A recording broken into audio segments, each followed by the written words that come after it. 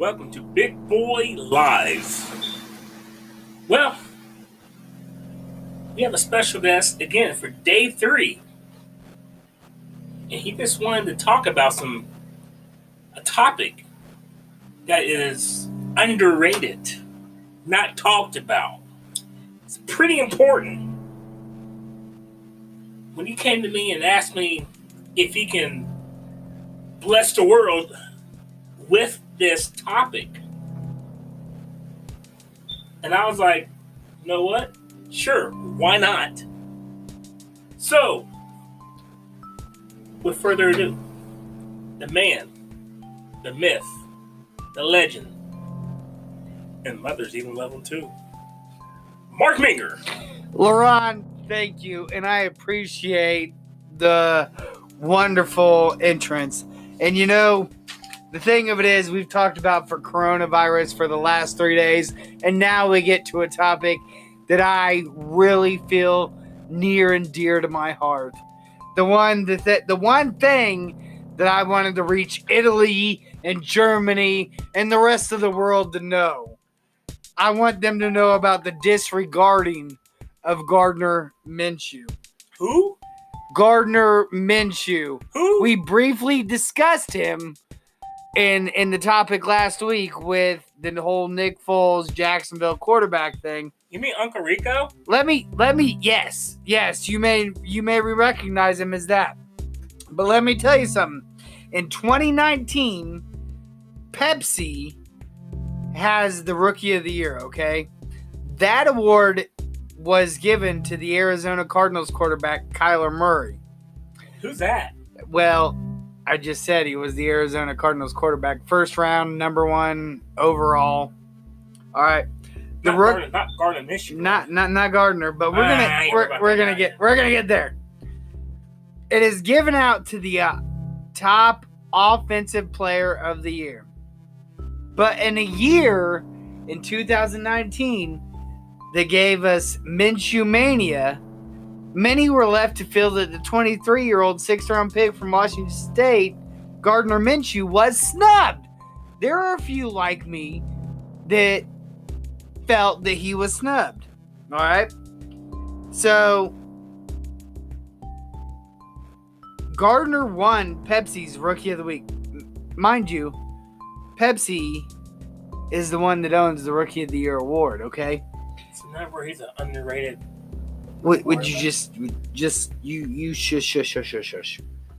Pepsi owns the Rookie of the Year award. It's their thing. But Gardner won Pepsi's Rookie of the Week 7 times in 2019, which is the most by any rookie in 2019 and tied for second most ever since being introduced in 2002. All right. He was also named Pepsi's Rookie of the Month in September. No other rookie had won the award multiple times in 2019 like Gardner did. All right, and in his historical month of September, he threw 84 of 121 for 905 yards, 7 touchdowns, and 1 interception. And he had a passer rating of 106. He is only the second player in NFL history with a QBR rating of at least 95 in each of his first 4 games. All right. For you. All right, go ahead. Can you explain the QB rating? Because a lot of people out there probably don't know what you're talking about. QB passer rating. Well, what it is it's a statistical based on your completions and your number of passes thrown. Oh, basically a big ratio. Yeah. Oh, okay.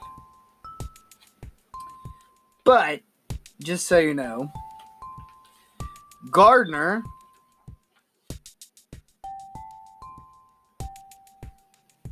and when he started this whole thing, the phenomena began back in the first week. We got Nick Foles We signed him to a big, huge contract. He went out first possession of the game. Gardner Minshew kept us in the game against Kansas City, but it wasn't even until week 3 when he really came alive against Tennessee. All right. So we beat Tennessee, and then all of a sudden, the number 15 jersey of Minshew was top 10 among all NFL players in sales to October. All right.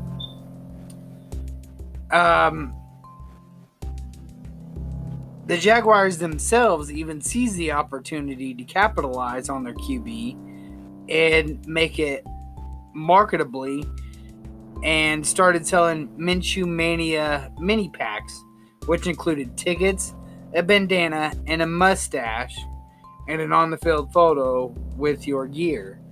Because Minshew's got the... Oh, really? Oh, really? Because he had the bandana, he had the beard, he was the man. All right. I'm still kind of thrown off by your little thing there. But as Minshew Mania swept the nation, stories began to emerge that even added to the growing wonder that was Gardner Minshew and the Jacksonville quarterback. And it was even tagged the Florida Man, the original Florida Man, which is an internet meme, which is taken from various unrelated articles describing people who live in Florida and interpreted as the name of a fumbling superhero for strange and unusual activity. All right. So, the heart of the matter, besides the glitz and the glam,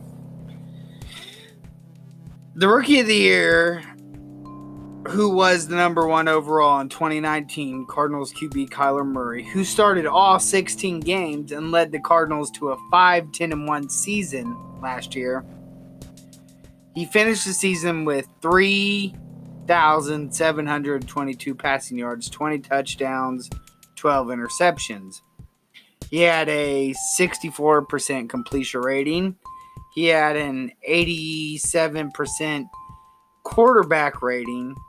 He had 1 fourth quarter comeback and 2 game-winning drives. All right. Gardner, who played in only 14 games but only started in 12, finished with a 6-6 record.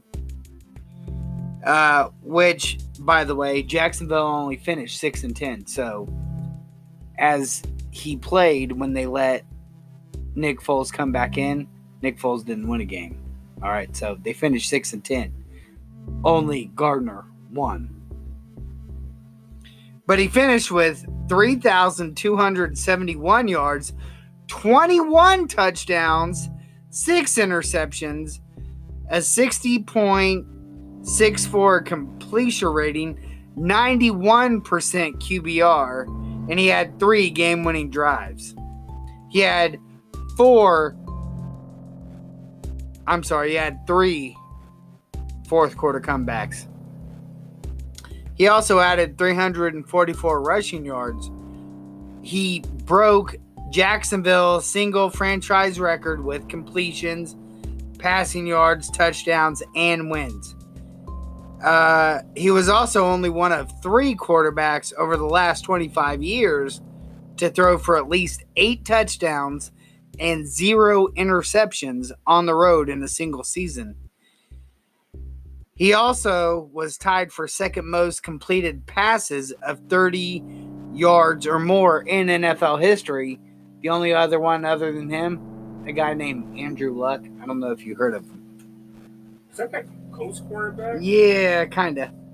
Gardner finished with more touchdowns, fewer interceptions, a better QBR, and more wins, more fourth quarter comebacks, and more pass-winning drives. Yet he played in fewer games than the Rookie of the Year. Can you explain what QBR means? Didn't I already do that once? Oh, if you quit playing with your phone and maybe you listen, you actually listen. Maybe somebody just tuned into the episode. Maybe they don't know. Well, what QBR is, it's a quarterback rating based off of their number of completions and number of passes thrown. Thank you. Okay.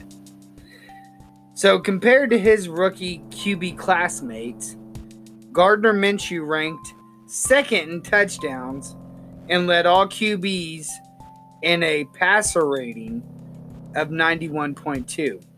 He won more games than any other rookie quarterback. Mind you, that the Giants also drafted a quarterback the same year.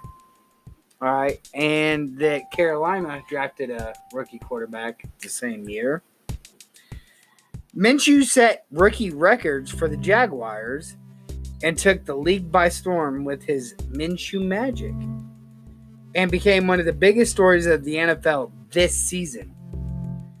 Gardner's accomplishments didn't go completely unnoticed because Snickers eventually awarded Gardner with the Snickers Hungriest Player of the Year this year. And that Snickers of the Year award is honored to the player that demonstrated their hunger with a huge game or play on the field. All right. So the fact that there were many quarterbacks drafted ahead of him, the fact that he went in the 6th round, the fact that he beat Kyler Murray statistically in quite a few rounds of how we judge a quarterback based in this league, it demonstrates how the league is so biased because Kyler Murray was number 1 overall in the draft. So the fact that Minshew went in the 6th round, they just kind of ignored him. Man, he's just this guy. Man. So do you think that he's a Super Bowl caliber quarterback? Oh, I think he could lead a franchise to the Super Bowl, absolutely. And not only do his stats prove that, but he proved it to America with his play on the field. But he doesn't get the Monday night footballs. He doesn't get the Sunday night games where America can actually watch him. So I watched him. He's a good quarterback. Gives a little flair to the game. How do you stack him up to tough challenges as far as like 4-quarter comebacks or? I just told you that he had 3 fourth-quarter comebacks. Exactly, 3. What I'm saying is he somebody that you can consistently trust? He has the largest deficit in Jacksonville franchise history as far as they were down 17-6 to the Oakland Raiders. Guess what happened? At halftime, he brought them back and they won. So basically what you're saying is he's a force to reckon with. Oh, absolutely. If they just give him a chance. Oh, and they did. They made him the face of the franchise by getting rid of Nick Foles. That's Chicago's problem. It's Mitchell Trubisky's problem. Well, sir, you brought a lot of information to the table about that boy Minshew. I can't wait to see this upcoming season. See them Jacksonville Jaguars. Oh, he's fun to watch. Let me tell you something. In the month of September through October, he led the NFL. He was a top 10 as far as jersey sales. People just don't buy jerseys even bandwagoners just don't buy jerseys off of hearsay. They know, they recognize. And the Jacksonville fan base alone could buy all of Gardner Minshew's jerseys, and they still wouldn't be in a top 10 because it's a low budget, non-money market team. We're not New England. We aren't Seattle. We don't have the credentials. We aren't must-see TV like they play the rest of them to be. Now, you brought up New England. With Tom Brady being gone, you think New England program's gone, went downhill? You think it's going to recover? I mean, as long as you got Bill Belichick under the helm, it doesn't matter who you bring in. He's going to make plays, and he's going to do things to win ball games. And you know what? They could go 5-11 this season, and the NFL is going to still put them first as far as Monday Night Football, Sunday Night Football. They're going to make them primetime just because they're New England. I said it. That's sad. It's like that, though. And it really is. Because, I remember growing up in the 90s, New England was terrible. They weren't anybody. And even in the 2000s, when Drew Bledsoe was leading the helm, and Kevin Falk was the running back, they were still put first because they won that one against St. Louis, and they were the underdogs when Tom Brady came into that Super Bowl, and everybody rooted for him. But now everybody hates him. It's just funny what a difference a decade makes.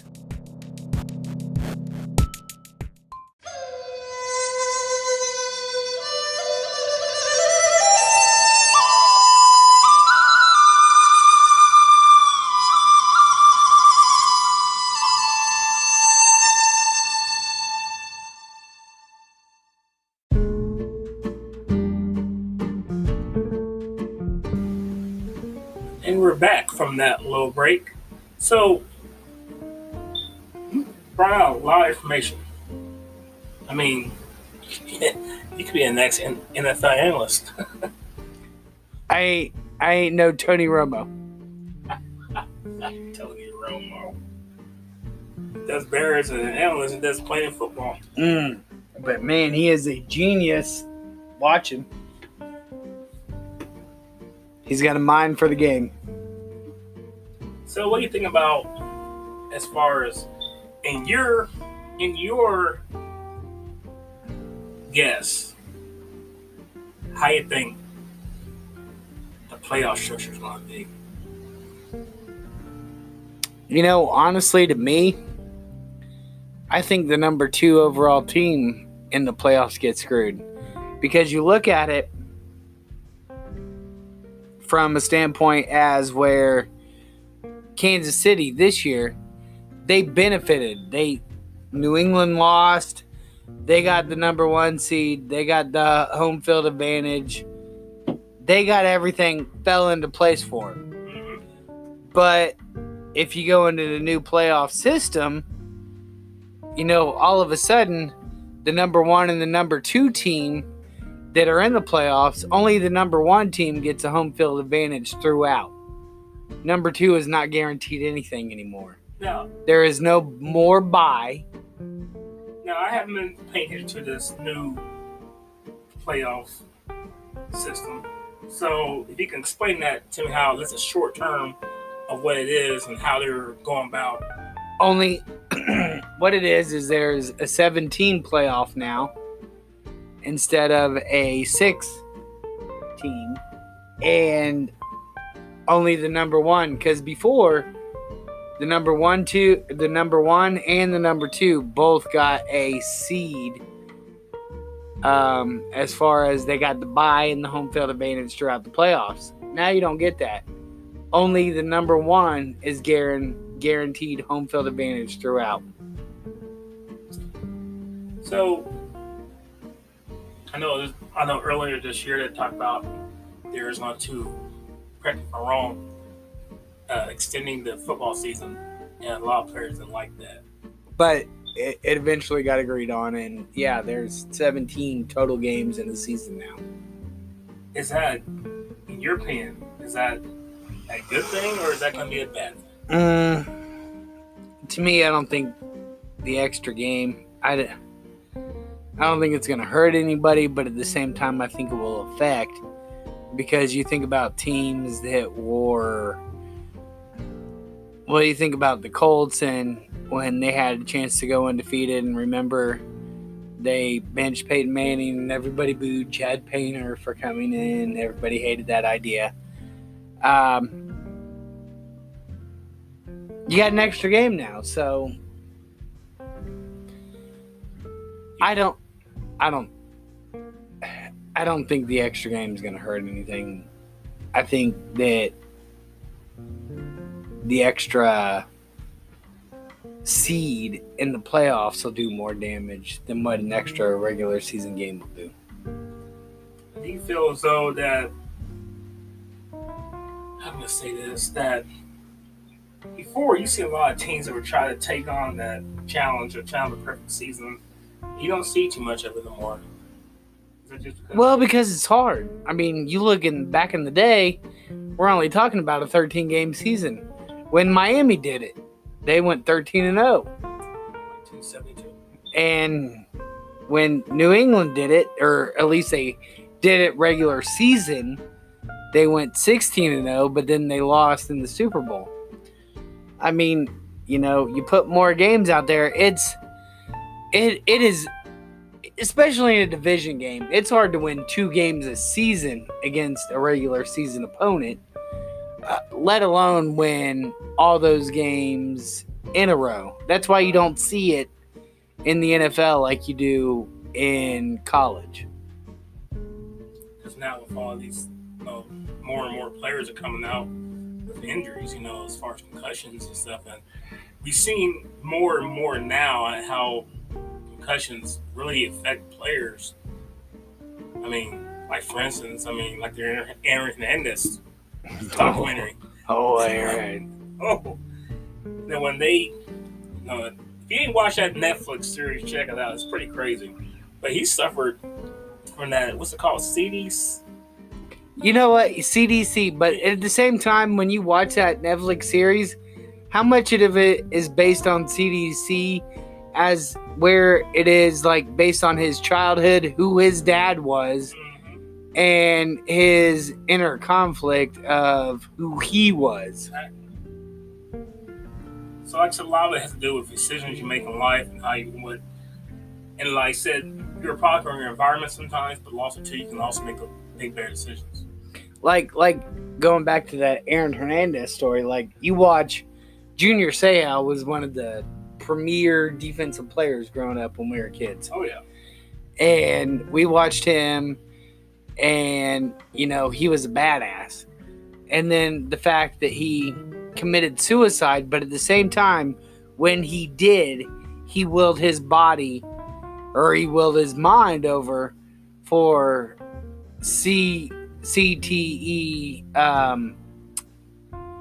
research, and he wanted his brain studied. And when he committed suicide, he did it just straight through his chest, so his brain wouldn't hurt. As to where Aaron Hernandez, that's a completely different ballgame, man.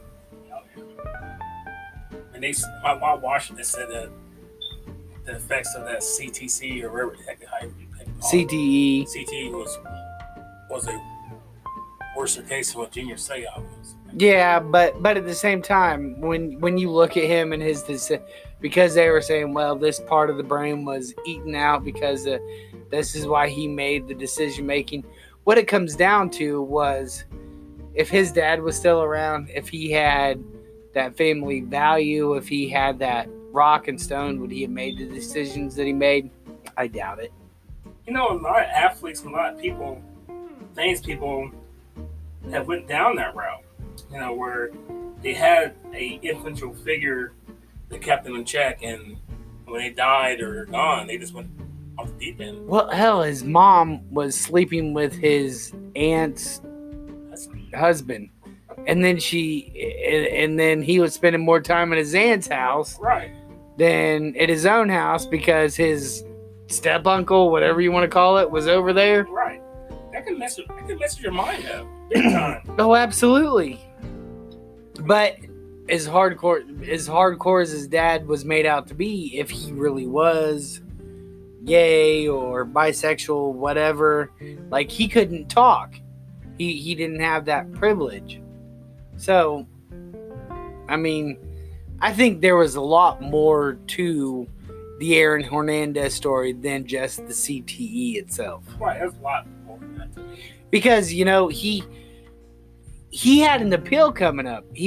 When he won that case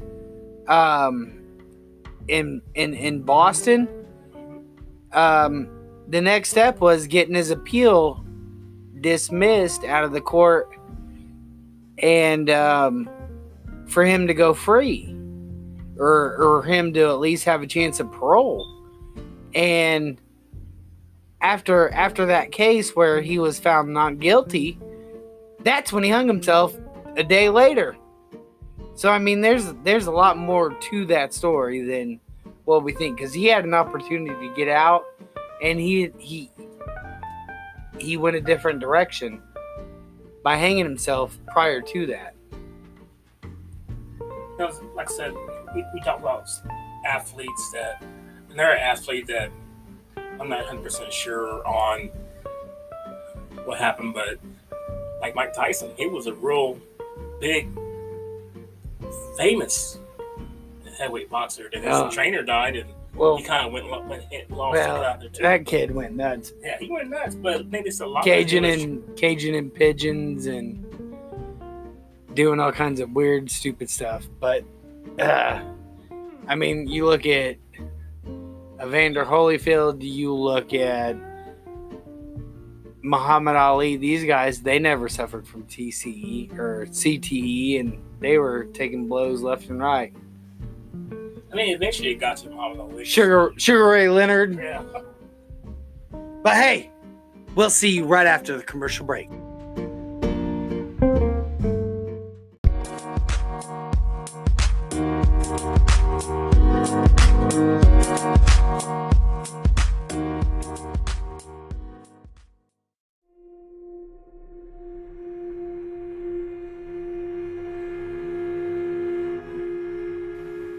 We are back from that commercial break, and we ended off about athletes that suffer from head injuries or just injuries and stuff or just issues that plagued them in the past that dictated future.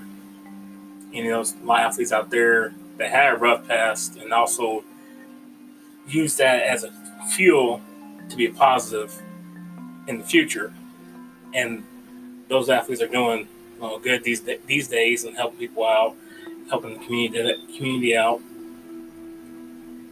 But do you think they're doing that for show, or? No, I think genuinely. I mean, if we came into millions of dollars, if LeBron all of a sudden became a household name off of his amazing podcast. Thank you, sir.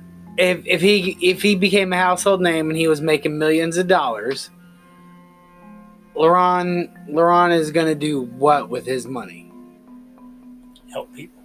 Exactly. And we all want to help people, but at the same time, you know, some of these guys, which if we go back to Aaron Hernandez, I mean, Aaron Hernandez didn't grow up in a street gang. He didn't have any affiliation with that. I mean, it was just him covering his ass. But if we go back to some other of the guys, I mean, Vincent Jackson had a whole lot of problems with growing up in the streets and street gangs and this and that. Yeah, I get it. But for a lot of people, I don't see it. I don't. We're going to give back. We're going to do what we can. We want to help. I think that's one of the issues besides just talking about sports in general, or athletes in general, is people's hearts. They say money. People say, "Oh, money won't change me," but it will change you if you Oh, let it change. absolutely, If you let it change absolutely. you, I mean, like I follow Dave Ramsey a lot, Mm-hmm. Chris Hogan, all of them. His steps are, you pay off your debts and this and that. And once you get everything paid off and you have everything taken care of, you're supposed to build wealth and give. Mm-hmm. That's what money is. Money is there as a tool to help people. No, absolutely. I think that a lot of times, um, people only give as a tax write-off, and that's not what it should be. It's not the right heart. No, it's not the right heart at all. I mean, I remember growing up in America where, you know what, your neighbor saw you struggling. Your neighbor, you know what you need, what you want. It didn't have to be money. They could make you a meal and walk it over to you. It just depends on what your heart is, which is what you go back to. And that's the main thing what your heart is. Especially how you grew up. I know a lot of people that grew up in a household where they didn't have a lot of money. When they come and they get money, they just blow it. But like some of these people that win lotteries, they just blow millions and millions of dollars in a couple of years. Like you think about yourself, how do you blow $50 million or $100 million? Well, the problem is when people win the lottery, they win $50 million and then they'll go buy a $200 million house. Like it's just it's discipline. It's discipline. Well, absolutely, and the fact that people don't tithe. That's a discipline in itself.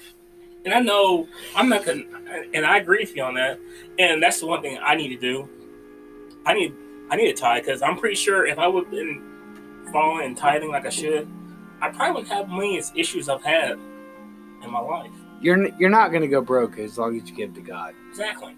That's why God only asks for 10%. Hell, you look at waitresses at a restaurant, they want 15. God only asks for 10. So yeah, so it's all about your mindset on things and not trying to bring back the coronavirus back out of the dirt. But what I'm saying is, if you're not people that are not working, this is where these old talks or these old little sayings that grandparents said, make sure you have a rainy day fund. You never know.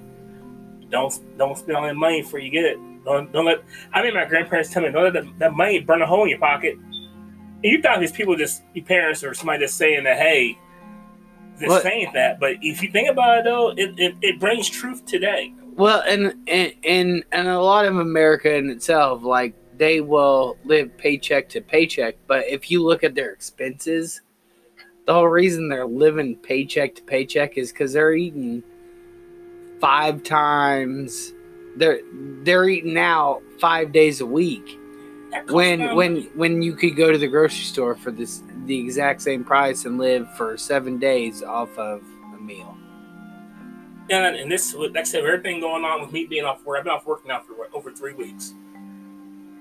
It really has, I did some little splurging here and there, but I really just look at things like, man,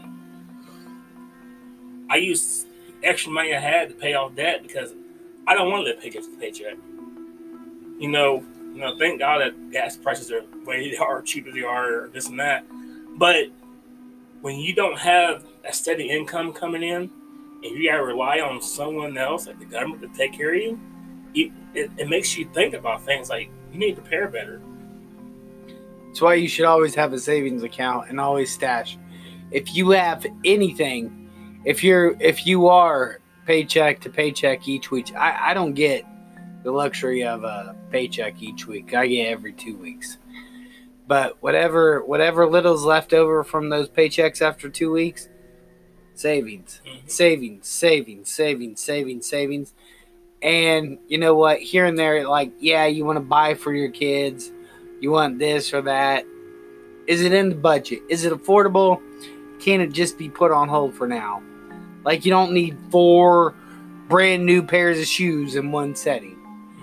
You don't need you make $500 in a week. You don't need 450 of it to go to new apparel or new clothes for that week. When it comes You can live without, and you can go on and on and on. What it all comes down to is this, which we will end with this topic, with this phrase. And I'll give your take on it. It's all about your mental age. As far as you're willing to set responsibilities and how to handle the responsibilities correctly and look at the bigger picture instead of this right now. Oh yeah, well, it's like the horses that pulled the wagons with the carriages that you see in the big cities and the horse carriage rides. They got the blinders on their eyes, so they're only one-dimensional.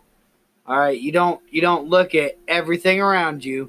You just focus on the main thing. You just gotta look past your nose. That's all. Yeah. If you make a goal to do something, keep on striving for that goal. Don't let the outside world, outside distractions, distract you from completing that goal. Oh yeah. I mean, if you want to be a millionaire, you gotta work hard to get to that level and not let outside distractions. You can't be a millionaire if you're spending $5 a day on Starbucks coffee. You can't sit there and want a brand new Mercedes Benz and pay for it in cash if you're keep on buying video games here or not. If you make $200 a week, you can't spend $295 a week on extra expenses as far as clothes, going to Walmart, buying random DVDs, right, video games, whatnot. You gotta sit there and put your priorities first. Budget. All right, food, cleaning supplies. Is everybody clean? Is everybody clean? Is everybody clothed? All right, we're good. So we don't need to buy the extras. We don't need to buy. You gotta take care of your home front first. Yes. You gotta take care of your, like Dave Ramsey said, you gotta take care of your four walls first. Mm-hmm. Once you take care of your four walls, that is your bill, that's your utilities, it's necessary utilities. That's your water, heat, lights, not the extra stuff. Not no cable, internets and stuff. But then Dave Ramsey also goes off and expands and says, like, what do you make a year? And you need to think about that. And he says, if you don't have it, you don't need it. Exactly. Budgeting. You don't need that loan. Exactly. Budgeting. Absolutely. So, once again, I just want to say thank you, Mark, for this opportunity to speak with you for these couple of days. Well, thank you for bringing me along again. I love it and I enjoy it. So, to all my good people out there, stay safe, be smart, stay true to yourself. Wipe your hands, wipe your butt. Wash your hands in 20 seconds. And we're going to end it and say, can you dig it, sucker?